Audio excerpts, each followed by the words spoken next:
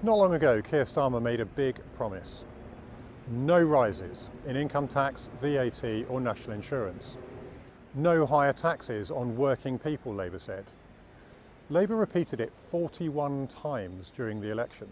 Leaving aside the fact that they apparently can't define what a working person is, it was a key part of their manifesto. Now, just 16 months later, they can't rule it out.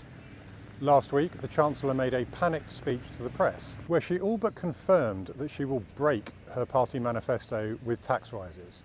So what's changed since last year's election?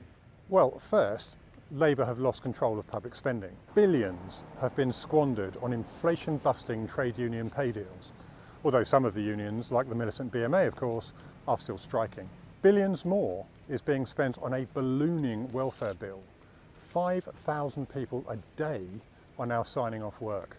Billions more on the pointless GB energy quango, which doesn't even produce any energy. And the list goes on and on. And the result? Higher inflation. Record borrowing.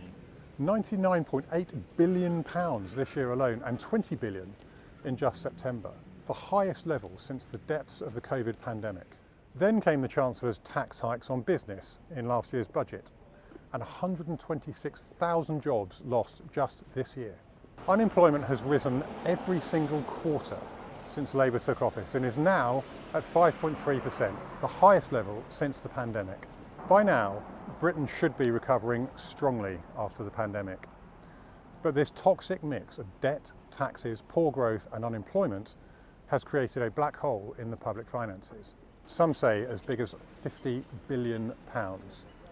And make no mistake, this is a direct result of the policies implemented by this government. Now, working people and businesses are worried that she'll plug the gap by jacking up income tax or VAT.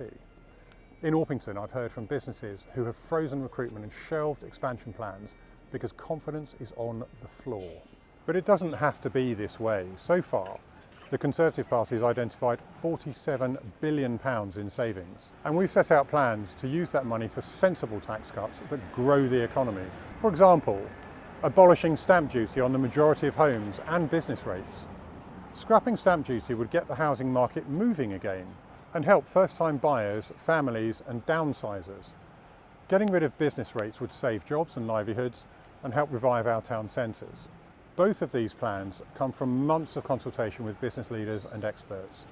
They're practical, affordable and fair. And they're just the start. There will be more to come.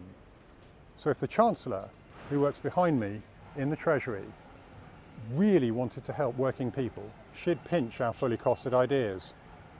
Will she? I wouldn't count on it.